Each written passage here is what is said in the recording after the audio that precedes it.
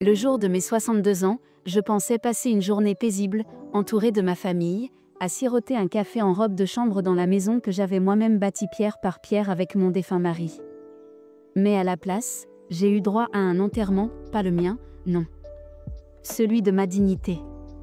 Tout a commencé dès le matin. Ma fille, Sophie, avait organisé un petit brunch soi-disant pour me faire plaisir. Mais dès que je suis entrée dans la cuisine, j'ai su que quelque chose clochait. Les regards étaient froids. Pas de gâteau, pas de cadeau.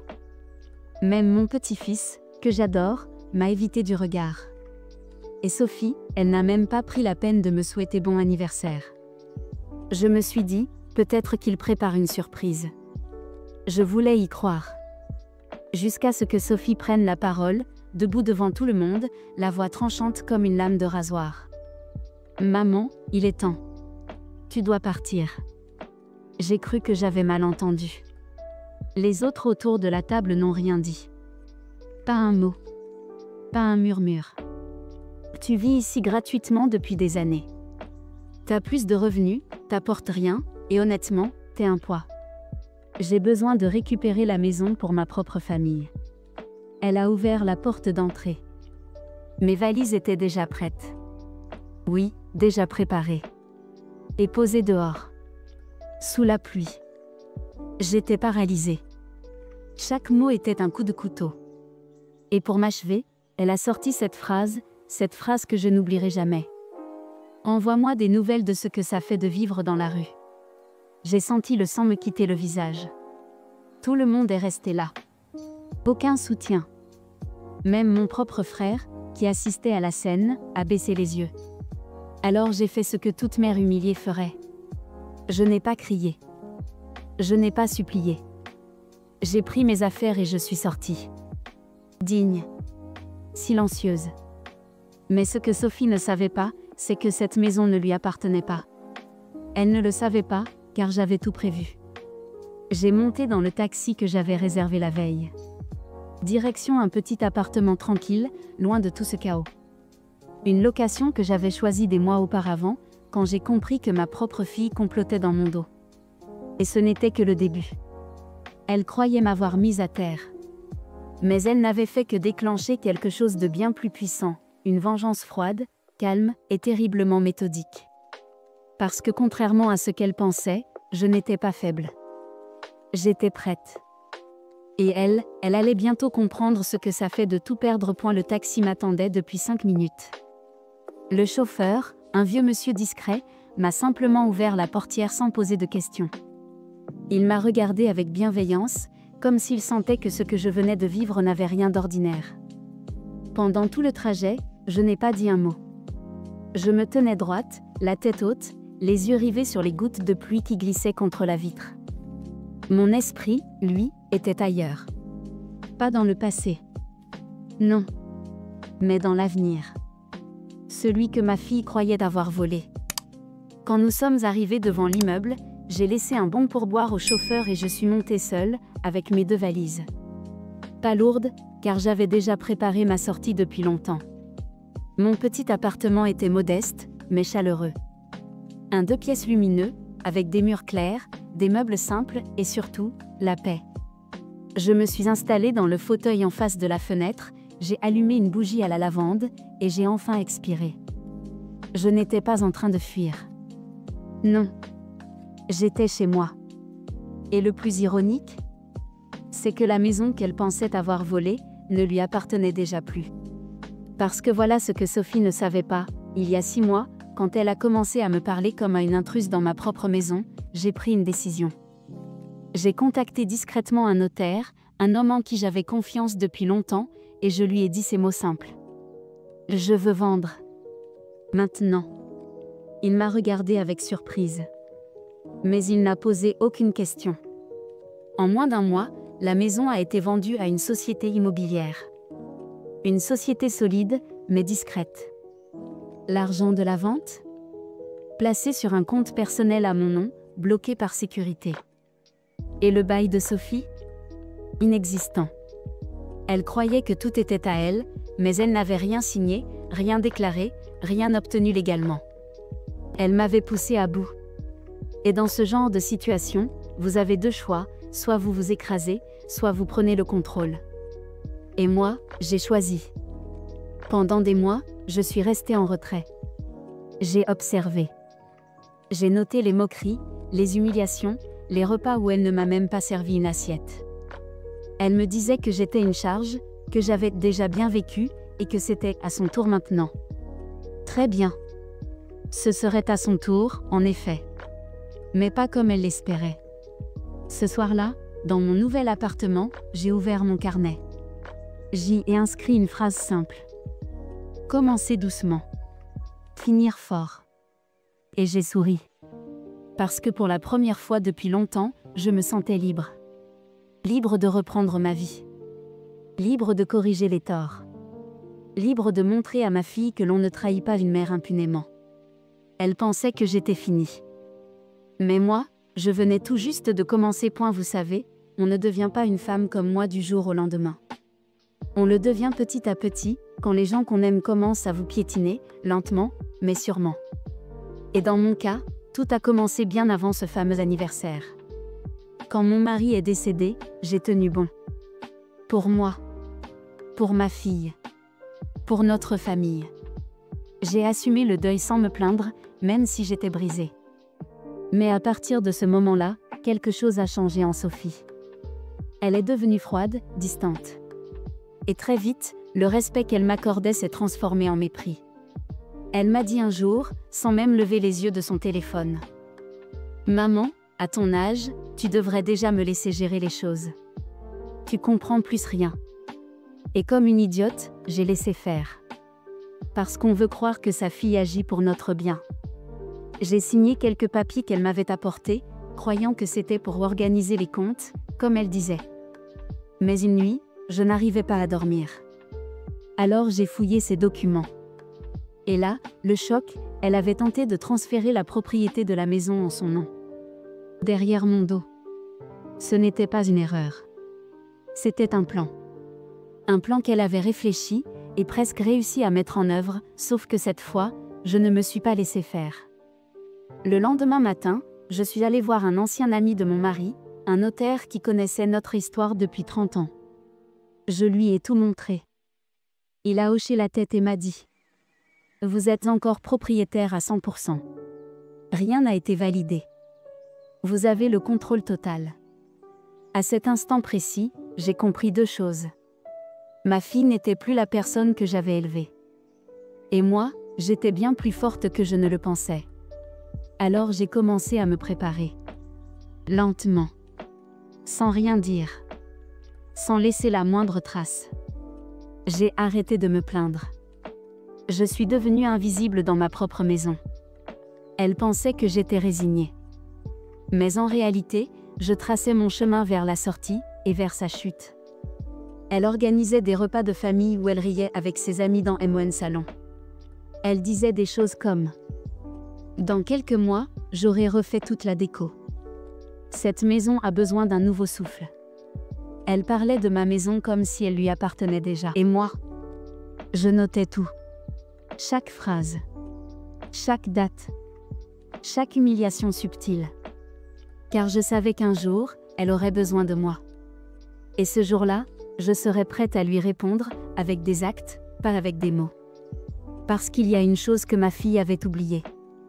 On peut jouer avec beaucoup de choses dans la vie, mais jamais avec la patience d'une mère blessée. À partir du moment où j'ai décidé que je ne me laisserais plus faire, tout est devenu plus clair.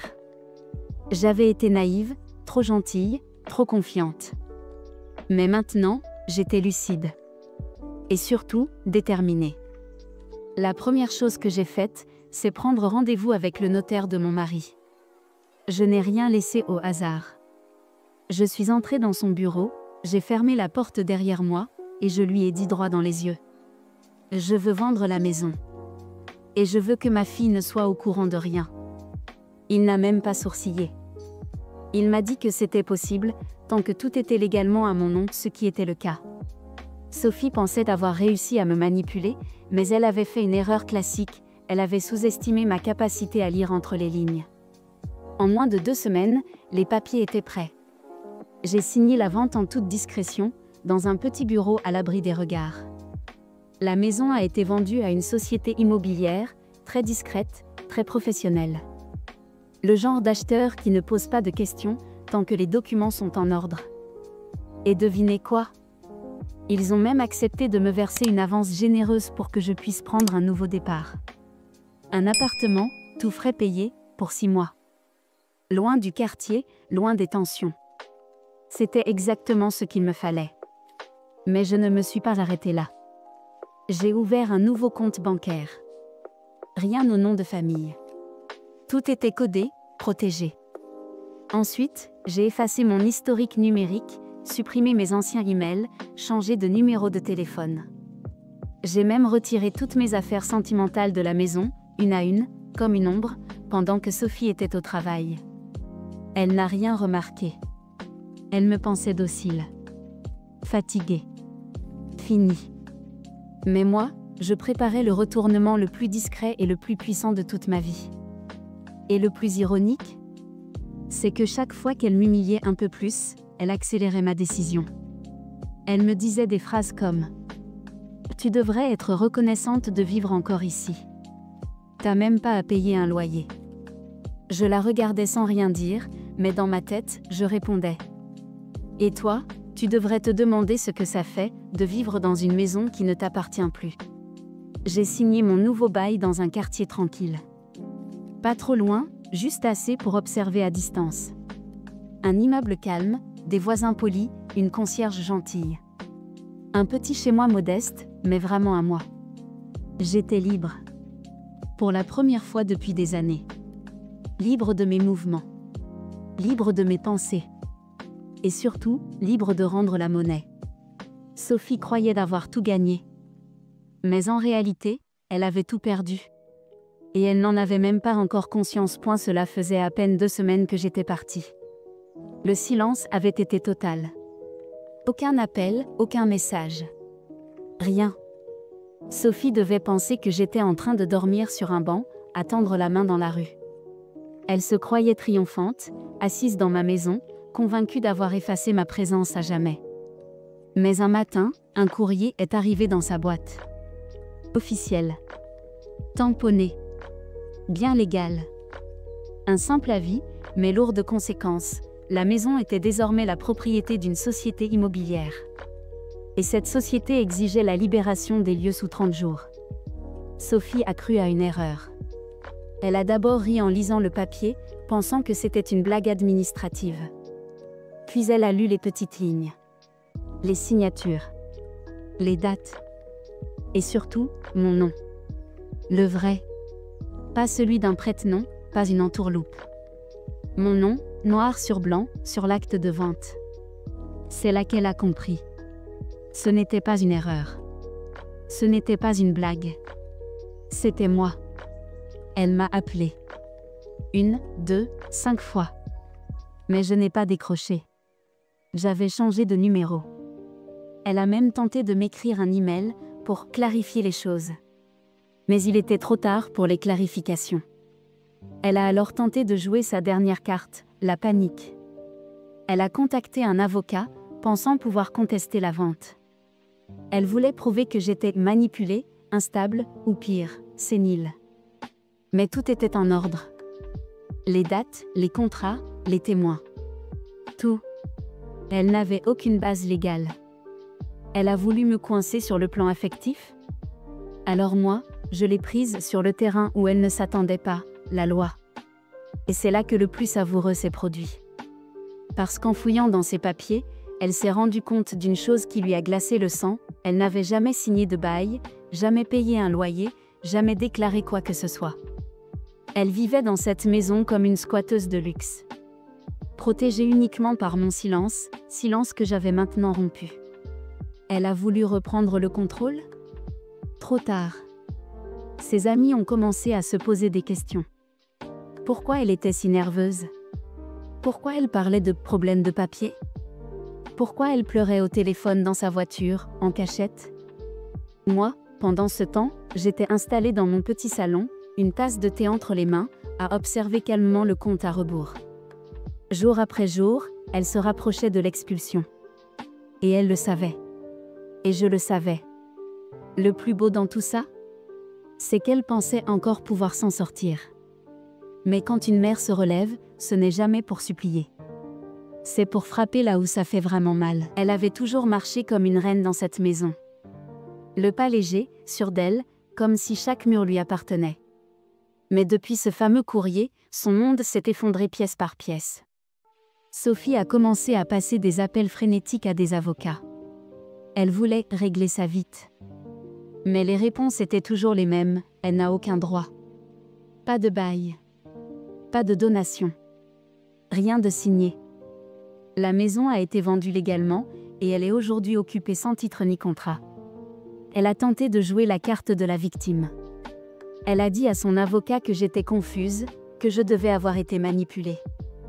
Mais à la seconde où il a vu les actes notariés, les comptes bancaires bien alimentés, les dates, il a compris. Il lui a dit quelque chose comme « Votre mère savait exactement ce qu'elle faisait. Elle vous a précédé de plusieurs longueurs. » Et c'est là que le vrai cauchemar a commencé. Son compagnon, Thomas, jusque-là complice silencieux, s'est mis à poser des questions. Il n'avait jamais vraiment compris pourquoi je n'étais plus là. Sophie lui avait raconté que j'avais décidé de partir vivre ailleurs. Une belle manière de dire « je l'ai foutu dehors ». Mais maintenant, avec les courriers d'expulsion, les avocats, les dettes qui s'accumulent, il a vu clair. Ils ont commencé à se disputer. Des cris que même les voisins entendaient. Elle voulait qu'il l'aide à racheter la maison. Mais il a refusé. Trop risqué. Trop tard. Et surtout, il n'avait pas envie de s'enfoncer dans ses mensonges. Et puis les factures ont commencé à tomber. Les charges impayées. Les impôts. Tout ce que je gérais en silence avant d'être jetée dehors, elle ne savait même pas par où commencer. Elle vivait comme si l'argent tombait du ciel, mais la réalité l'a vite rattrapée. Et au milieu de tout ça, une autre lettre. Officielle. Froide. Sans compassion. Préavis de 15 jours.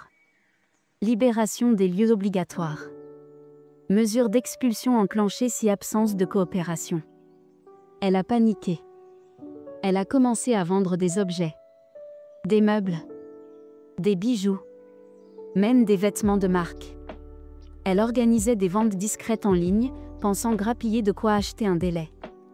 Mais on ne négocie pas avec la loi. Pas quand on a tout bâti sur du mensonge. Et pendant ce temps, je regardais tout de loin. Je ne jubilais pas. Je n'étais pas fière. Mais j'étais soulagée. Soulagée de voir que la vie, parfois, rétablit l'équilibre par elle-même.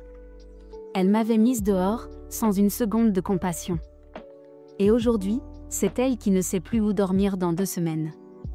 Je n'ai pas eu besoin de hausser la voix.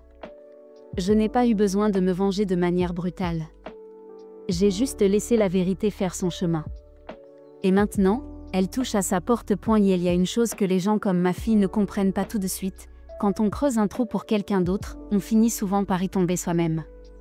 Et là, Sophie commençait à comprendre à quel point elle s'était approchée du bord. Elle a essayé de tendre des perches autour d'elle. De se victimiser. Elle a contacté son oncle, mon frère, celui-là même qui était resté silencieux quand elle m'a expulsée. Elle lui a raconté sa version des faits, en pleurnichant, en parlant de trahison, d'une mère devenue folle. Mais il n'a pas oublié la scène de l'anniversaire. Il avait vu de ses propres yeux ce que Sophie m'avait fait. Et sa réponse a été glaciale. Tu récoltes exactement ce que tu as semé. D'un coup, elle s'est retrouvée seule. Les amis qu'elle avait invités à son futur chez elle ne répondaient plus. Personne ne voulait s'embarquer dans ses problèmes juridiques. Même au travail, ses absences et ses sautes d'humeur ont commencé à faire tâche. Un partenariat important lui a glissé entre les doigts. Trop instable, trop imprévisible. Et là, elle a commencé à perdre le contrôle. Elle ne dormait plus. Elle surveillait la boîte aux lettres comme une proie guette un prédateur. Chaque lettre était une menace. Chaque appel, une possibilité de mauvaise nouvelle. Le sol s'effondrait sous ses pieds, et personne n'était là pour la retenir. Un soir, elle a même tenté de m'écrire. Une lettre. Manuscrite. Comme si revenir au papier pouvait effacer ce qu'elle m'avait hurlé à la figure ce jour-là. Elle disait qu'elle regrettait la manière, qu'elle avait peut-être été trop dure, mais qu'elle ne méritait pas ça. Je l'ai lu. Chaque mot. 2 fois. Et je l'ai rangé dans un tiroir. Parce que les regrets, quand ils viennent après le désastre, ils ne sont plus des excuses. Ce sont juste des échos trop tardifs. Elle a même essayé de marchander avec la société immobilière. Proposé de racheter. Mais la clause du contrat était claire, aucune rétractation, aucun droit prioritaire pour l'occupante. Elle n'était rien d'autre qu'une locataire illégale aux yeux de la loi. Alors, elle a fait ce que font les orgueilleux quand ils n'ont plus de carte en main, elle s'est enfermée. Elle a tiré les rideaux. Elle ne répondait plus. Ni aux voisins, ni aux facteurs, ni même à Thomas, qui avait déjà pris ses affaires et déménagé. Le silence était devenu son dernier compagnon. Un silence lourd.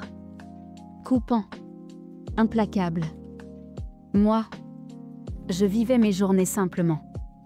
Une promenade le matin, un thé l'après-midi. J'écoutais le monde tourner, pendant que le sien s'effondrait lentement. Et sans bruit. Elle voulait me faire disparaître de ma propre maison. Aujourd'hui, c'est elle qui vit comme une ombre dans un lieu qui ne lui appartient plus. Et bientôt, même cette ombre allait devoir disparaître. Il restait 10 jours. 10 petits jours avant la date limite. Et dans cette maison où elle m'avait humiliée, où elle m'avait regardé droit dans les yeux en me disant « Envoie-moi des nouvelles de ce que ça fait de vivre dans la rue ». C'était maintenant elle qui vivait chaque seconde avec la peur d'un coup frappé à la porte. Elle ne sortait presque plus. Les volets restaient fermés. Le jardin, autrefois si bien entretenu, était maintenant envahi par les mauvaises herbes. Le courrier s'entassait sur la console de l'entrée. Des rappels, des mises en demeure, des menaces d'expulsion officielle, mais surtout, aucune issue. Et son visage, il avait changé. Celle qu'il avait vue récemment en parlait, cerne profonde, teint terne, regard fuyant. Sophie, la fière, la dominante, devenait l'ombre d'elle-même. Elle avait perdu son compagnon, ses amis, ses certitudes. Et maintenant, elle allait perdre le toit au-dessus de sa tête. Les derniers jours dans une maison qui ne vous appartient plus sont les plus douloureux. On s'accroche à chaque détail. Un meuble. Une photo. Une odeur dans la cuisine. Même le parquet qui grince devient un souvenir précieux. Parce qu'on sait que bientôt, tout ça ne sera plus qu'un chapitre qu'on voudra oublier. Je l'imaginais parfois, assise seule dans le salon, en train de se repasser le film à l'envers. Ce moment où elle m'a dit, devant tout le monde, « Tu dois partir ». Et maintenant, c'était elle qui n'avait plus de place. Mais le moment le plus marquant ? Il est arrivé 3 jours avant l'expulsion. En vidant un placard, elle est tombée sur une vieille boîte en fer. À l'intérieur, des photos. Des lettres. Et un mot manuscrit que j'avais laissé il y a longtemps, sans intention particulière. L'un jour, tu comprendras que l'amour se mesure dans les actes, pas dans le contrôle. Je ne l'ai jamais écrite pour la faire culpabiliser. Je l'avais juste laissée là, dans un moment de tendresse oubliée. Mais maintenant, ces mots résonnaient autrement. Parce que dans ce silence étouffant, dans cette maison qui s'effondrait autour d'elle, elle comprenait enfin. Mais c'était trop tard. Le lendemain, elle a tenté un dernier recours.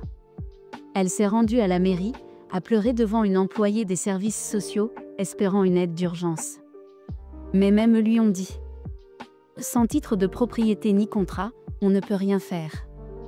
Vous avez ignoré tous les avis. » Et le jour suivant, au petit matin, elle a entendu les pas dans l'allée. Lent. Lourd. Inévitable. Elle a regardé par le Judas, et elle a vu le début de la fin. Parce qu'en vérité, ce n'était pas qu'une expulsion. C'était la réalité qui revenait réclamer ce qui lui appartenait. Ce matin-là, le ciel était d'un gris silencieux. Pas de vent. Pas de bruit. Un calme étrange, le genre de calme qui précède l'impact.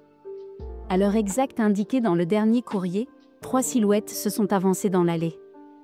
2 hommes en costume sombre et un serrurier avec une mallette. Des professionnels. Pas agressifs, mais déterminés. Ils n'étaient pas là pour discuter. Ils étaient là pour exécuter la loi. Sophie, planquée derrière le rideau du salon, les a vus arriver. Elle a figé. Peut-être qu'une part d'elle espérait encore un miracle. Un contretemps. Une erreur. Mais non. Le monde réel était venu frapper à sa porte, et cette fois, elle ne pouvait plus se cacher. Les hommes ont frappé doucement. 3 coups. Aucun cri. Aucune menace. Madame, nous sommes mandatés pour l'évacuation des lieux. Merci de coopérer. Pas de réponse. Rien. Alors le serrurier a sorti ses outils. Lentement. Méthodiquement. Il a travaillé en silence, pendant que Sophie, de l'autre côté, restait pétrifiée. Elle n'avait plus d'armes. Plus de statut. Plus de soutien. Tout ce qu'elle avait, c'était la peur. Et soudain, clic. La porte s'est ouverte.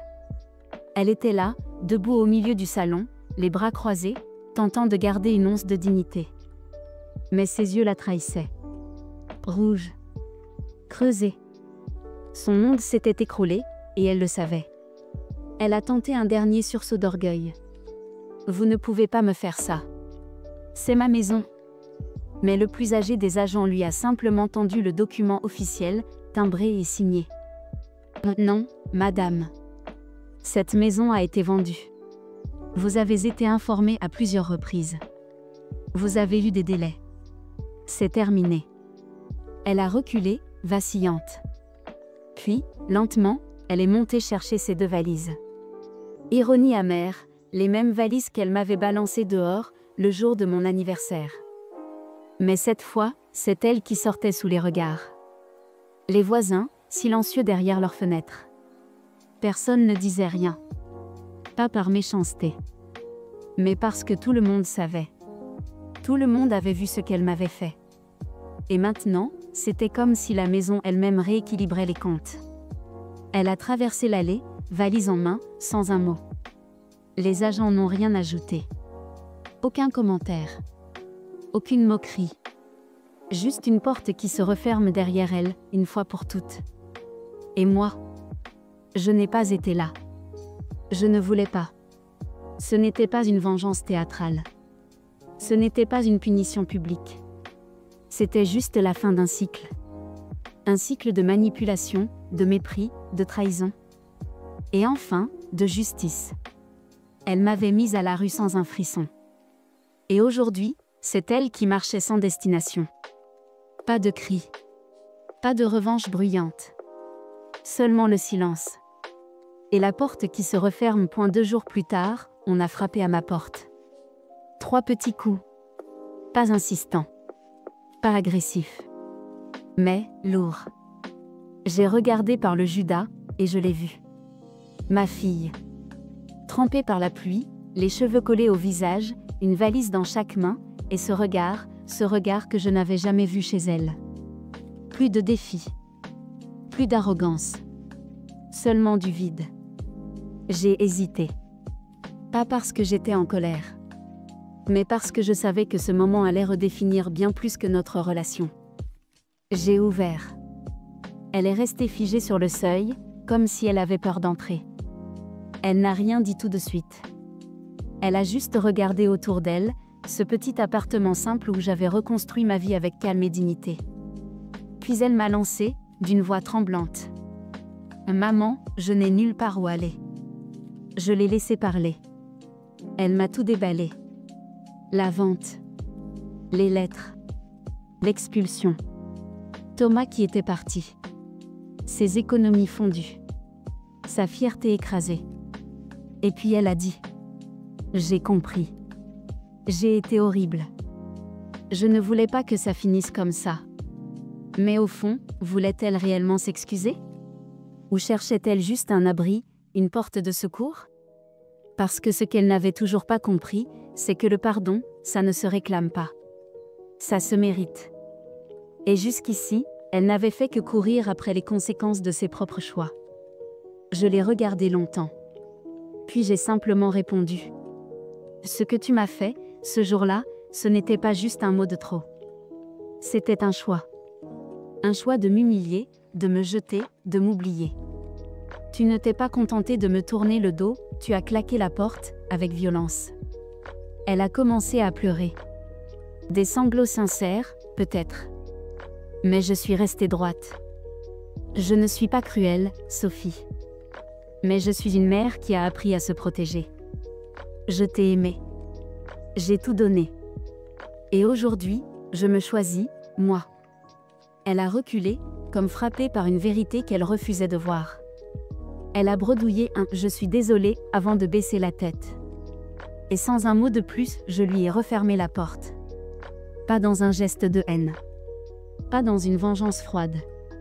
Mais dans une décision claire, la dignité ne se négocie pas. Je suis restée quelques instants derrière la porte, le cœur lourd, mais la conscience légère. Parce que parfois, la vraie force, c'est de ne pas rouvrir la porte à ceux qui vous l'ont claqué au visage.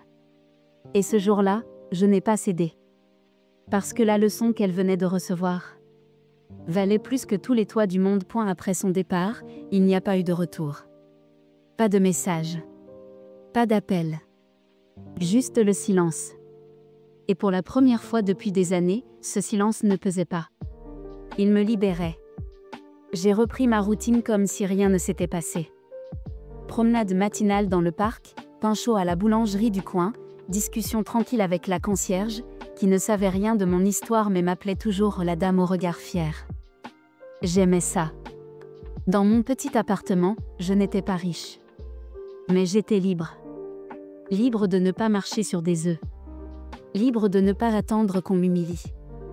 Libre de vivre à mon rythme, sans qu'on me reproche d'exister. Et croyez-le ou non, la vie a commencé à revenir. J'ai commencé à m'inscrire à des ateliers. Couture, lecture, même un peu de bénévolat à la bibliothèque municipale. Rien d'extravagant. Mais chaque activité était une pierre posée dans la reconstruction de ma dignité. Les gens autour de moi ne savaient pas d'où je venais, ni ce que j'avais traversé. Et je n'avais pas besoin de leur raconter. Parce que ce qui comptait maintenant, ce n'était pas ce que j'avais perdu, mais ce que j'avais décidé de ne plus jamais tolérer. Un jour, alors que je cousais un vieux châle que j'aimais, une jeune femme m'a dit « Vous avez une manière calme, mais puissante, d'occuper l'espace. On dirait que vous avez traversé des tempêtes. » Je lui ai souri. J'en ai traversé. Et je ne me suis pas noyée. Cette phrase m'est restée. Parce qu'elle disait tout. Je n'ai plus jamais entendu parler de Sophie, sauf par des échos lointains. Elle aurait quitté la ville quelque temps plus tard. Personne ne savait où elle vivait, ni ce qu'elle faisait. Certains disaient qu'elle était partie faire le point. D'autres disaient qu'elle s'était isolée. Moi, je n'ai rien cherché à savoir. Parce que je n'avais plus besoin de réparer ce qui ne voulait pas être réparé. Je n'ai jamais cessé de l'aimer. Une mère ne cesse jamais. Mais j'ai cessé de me sacrifier. Et c'est là, justement, que se trouve la leçon que beaucoup oublient. On peut être fort sans être cruel. On peut se reconstruire sans crier vengeance. Et parfois, la seule victoire dont on a besoin, c'est de se retrouver soi-même. Je n'ai pas récupéré ma maison. Je n'ai pas exigé réparation. J'ai juste reconstruit ma vie brique par brique, à l'abri de ce qui m'avait brisé. Et aujourd'hui, chaque matin où je me réveille sans peur, sans tension, sans humiliation, je sais que je n'ai pas perdu. J'ai enfin gagné. Parfois, les gens me demandent « Mais, est-ce que vous regrettez ?» Et je réponds toujours la même chose, je regrette seulement d'avoir attendu aussi longtemps pour me choisir. Je n'ai jamais voulu me venger. Ce n'était pas une punition. C'était une frontière. Une limite claire, que j'aurais dû poser bien avant. Parce qu'à force de tout encaisser par amour, on finit par s'oublier, jusqu'au jour où l'on se rend compte que l'amour sans respect n'est qu'une forme de servitude. Sophie, ma fille, a fait des choix. Et moi aussi. Elle a choisi l'arrogance. Moi, j'ai choisi la paix. Et aujourd'hui, nos chemins ne se croisent plus. Elle vit, paraît-il, dans un petit studio à l'autre bout du pays.